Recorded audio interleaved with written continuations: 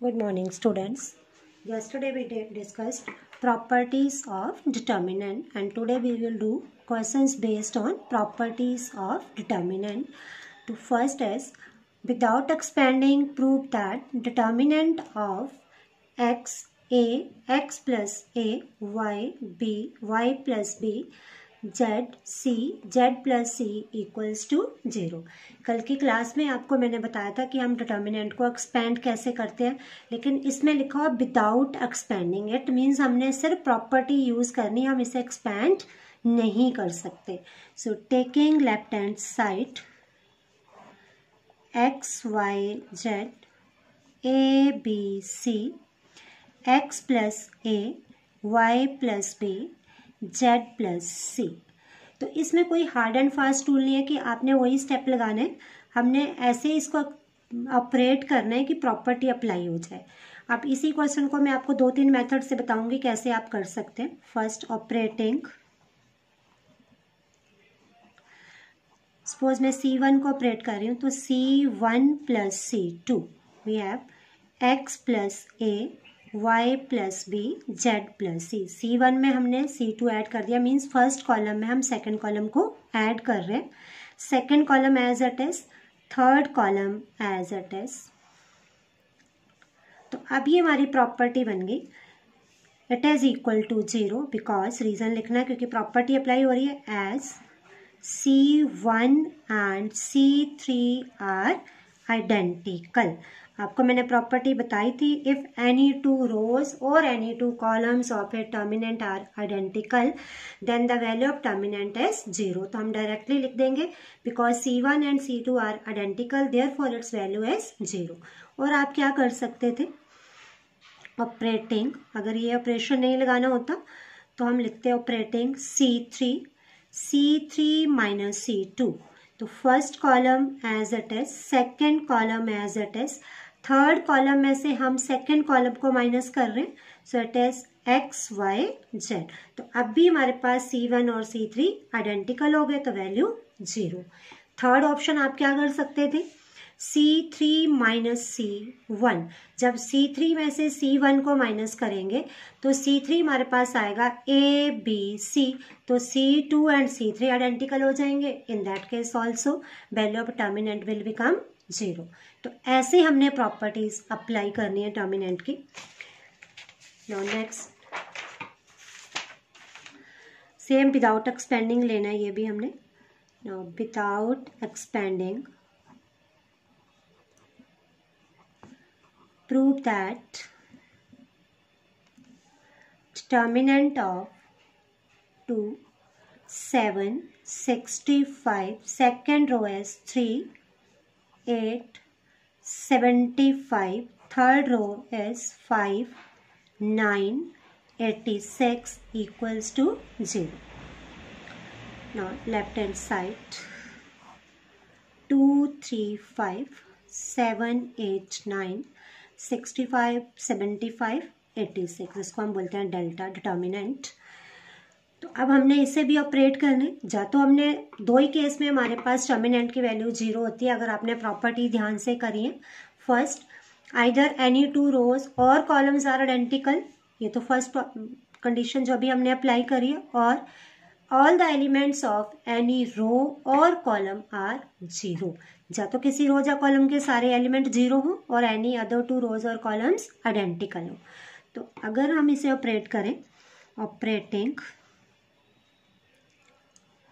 C3 minus 9 times C2, first column as it is, second column as it is.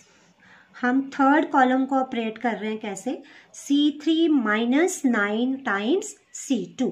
तो 9 से multiply करके minus करेंगे तो 65 minus 63, 75 minus 72, 86 minus 81। So it is 2, 3, 5, 7, 8, 9, और ये भी आ गया हमारे पास 2, 3, 5। तो अब C1 and C3 are identical, so value of determinant will become 0. Now, because C1 and C3 are identical, therefore delta equals to 0। Determinant की वैल्यू आ गई हमारे पास 0।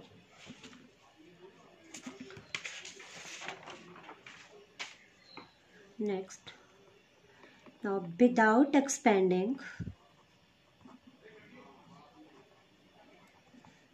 prove that determinant of b plus c, q plus r, y plus z, second row, c plus a, r plus p, z plus x, a plus b, p plus q and x plus y equals to twice of determinant a b c p q r x y z। अब हमने determinant को वापस determinant की form में ही simplify करने। So left hand side is b plus c, q plus r, y plus z, c plus a, r plus p, z plus x, a plus b, p plus q, x plus y। So this is the value of delta। अब हमने इसको operate करना। Operating, जब भी आपने determinant को operate करना है तो राइट हैंड साइड को भी ध्यान में रखना है कि हमें बेसिकली प्रूव क्या करना है। पहली बात तो हमें 2 चाहिए, तो हम ऑपरेट कर रहे हैं R1 को, R1 plus R2 plus R3। R1 के अंदर दोनों रो को हम ऐड कर रहे हैं।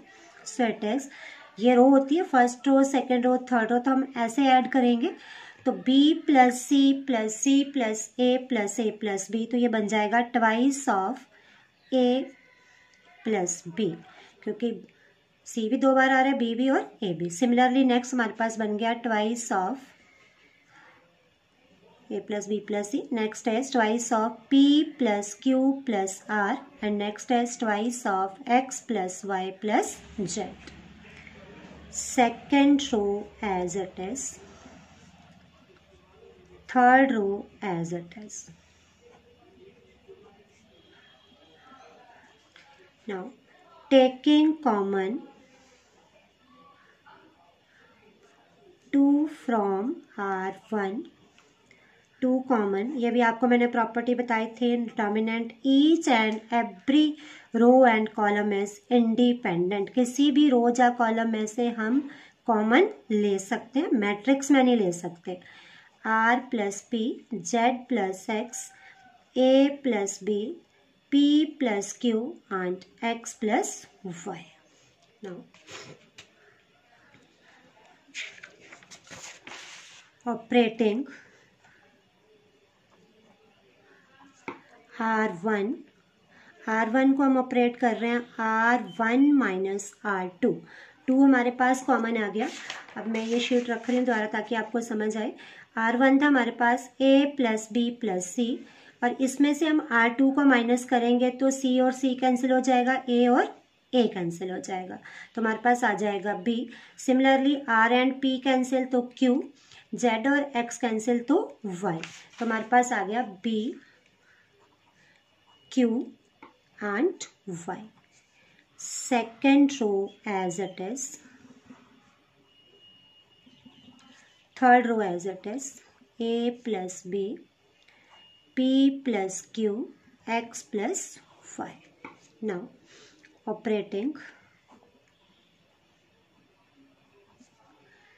R3, R3 minus R1। अब थर्ड रो में से हम फर्स्ट रो को माइनस करेंगे। First row as it is, second row as it is, third row minus first row, तो b and b cancel, a, q and q cancel, y and y cancel.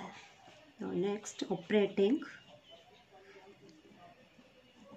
R2, R2 minus R3, b q y।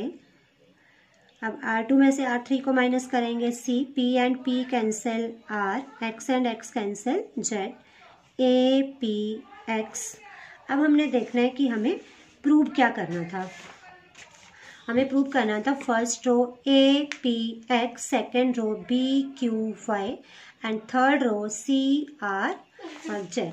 तो अब हमारे पास जो आ रहा है, अभी देखो A B वाली हमारे पास कहाँ आ रही है टर्म, फर्स्ट पे, ये हमें चाहिए सेकेंड पे, और ये सी वाली चाहिए थर्ड पे। तो interchanging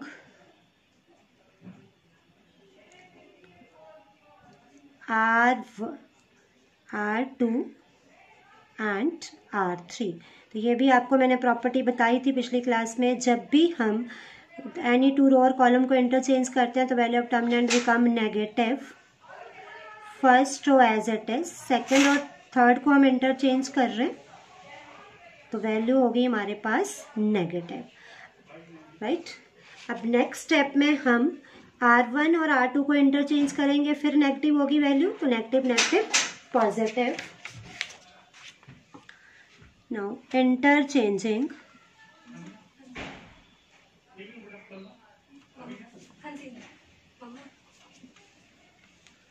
R1 and R2, positive हो गई value, A P R B Q Y C R Z. This is what we have to prove.